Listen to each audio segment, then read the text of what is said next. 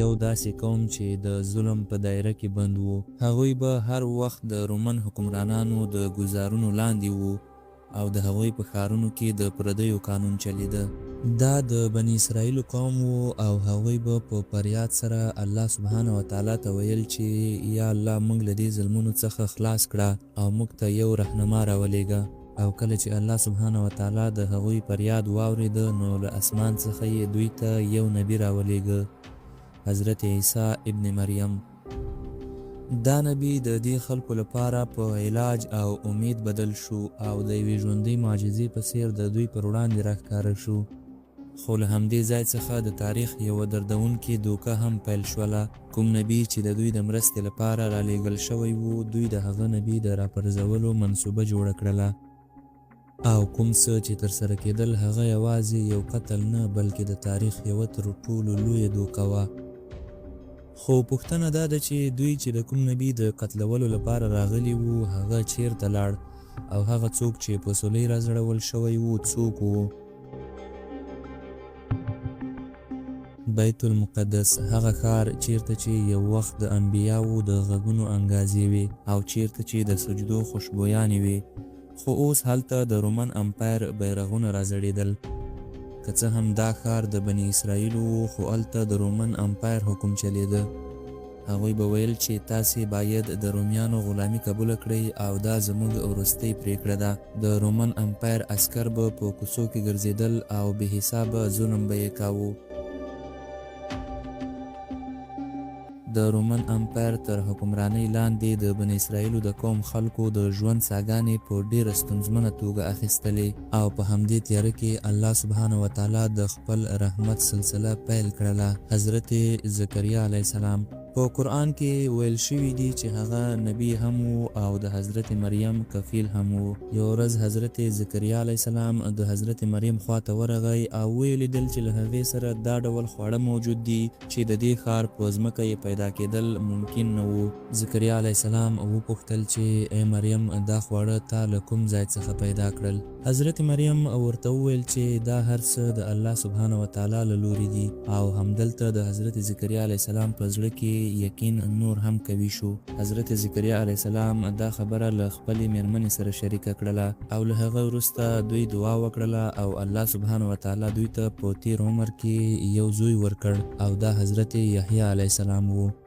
یو ورځ یو فرښته د حضرت مریم خواته راغله، خو حضرت مریم هغه فرښته نه پیژندله او وارخطا شوله. هغې فرښتې وویل چې مه وارخطا کېږه، زه ستا د رب له لوري رالیږل شوې فرښته یم. فرښتې وویل چې زه تا ته زیری درکوم چې ستا رب غواړي چې تا د یو ښکلي زوی په تحفه ونازوي.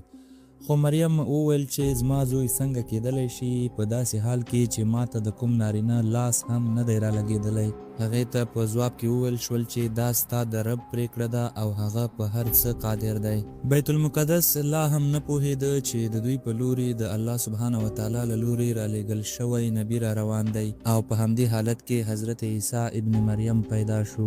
د حضرت عیسی علیه السلام له پیدا کېدو سره سم د خلکو په ذهنونو کې پوښتنې راولاړې شولې او هغوی رنګارنګ خبرې کولې چې څنګه یو ماشوم پرته له پلاره پیدا کېدلی شي. خو د الله سبحانه وتعالی په قدرت سره د مور په غېږ کې ماشوم حضرت عیسی علیه السلام وویل چې زه د الله سبحانه وتعالی نبی یم او د الله سبحانه وتعالی له لوري رالیږل شوی یم. وخت په تېرېدو و او ډیر کلونه تیر شول او بالاخره عیسی علیه السلام خپل تبلیغ پیل کړ. هغه به هر ښار او هر کلي ته او خلکو ته به یې دعوت ورکاوه. خلک به یې د الله سبحانه وتعالی لارې ته رابلل. په دې سفر کې له حضرت عیسی علیه السلام سره ځینې صادق ملګري هم یو ځای شوي وو چې پرته له کوم مادي مقصد څخه یې د الله سبحانه وتعالی په لاره کې د عیسی علیه السلام ملګرتیا کوله. کله چې عیسی علیه السلام خپلې معجزې پیل کړلې، کله چې له خټو څخه مرغان جوړ کړل او هغه یې په هوا کړل، او کله چې د نابیناوو د سترګو نظر بیرته فعال کړ، کله چې مړي بیرته ژوندي شول، نو عام خلک د الله سبحانه وتعالی په لار روان شول. د دې هر څه په لیدو حکمرانان په غوسه شوي وو او ویل به یې چې یحیی علیه السلام له وړاندې څخه خلک له موږ څخه لرې کړي وو او اوس یې د عیسی معجزې نور هم لرې کوي. په تفسیر ابن کثیر کې ویل شوي دي چې د یهودانو سرداران د رومن امپایر د حکمرانانو خواته ورغلل او هغوی ته یې وویل چې یحیی او عیسی خلک بغاوت ته هڅوي او غواړي چې په خپله واک ته ورسیږي. له دې وروسته د رومن امپایر حکمران د یحیی علیه السلام د نیولو امر وکړ او د هغه عسکرو یحیی علیه السلام په دې جرم گرفتار کړ چې خلک بغاوت ته هڅوي او هغه یې په زندان کې واچاوه. له زنداني کولو وروسته یې یحیی علیه السلام د یهودانو د سردارانو پر وړاندې قتل کړ.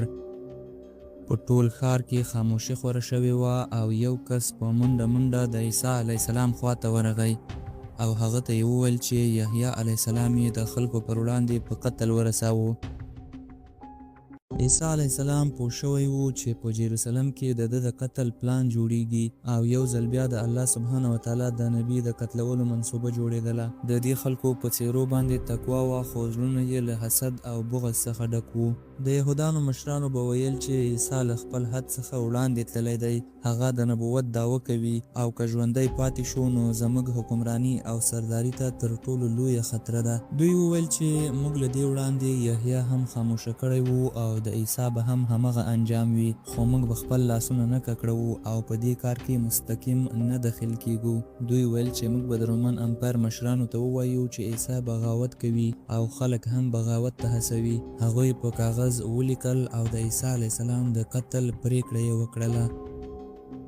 په تفسیر ابن کثیر کې ویل شوي دي چې په همغه شپه عیسی علیه السلام په یوه خونه کې له خپلو صادقه ملګرو سره ناست و او په خونه کې ډیره ژوره خاموشي خوره وه. عیسی علیه السلام خپلو ملګرو ته وویل چې نن شپه به له تاسو څخه یو کس ما د الله دښمنانو ته په حواله کوي. د هغوی سرونه وځړېدل او ویې پوښتل چې ای د الله نبي آیا هغه کس به زموږ له ډلې څخه وي؟ عیسی علیه السلام سر پورته کړ او ویې ویل چې هو هغه کس اوس همدلته ناست دی. د تفسیر ابن کثیر مطابق هغه کس یهودا اوداس نومیده چې په ظاهره د عیسی علیه السلام ملګری خو په زړه کې یې قصد، بغض او لالچ موجود و.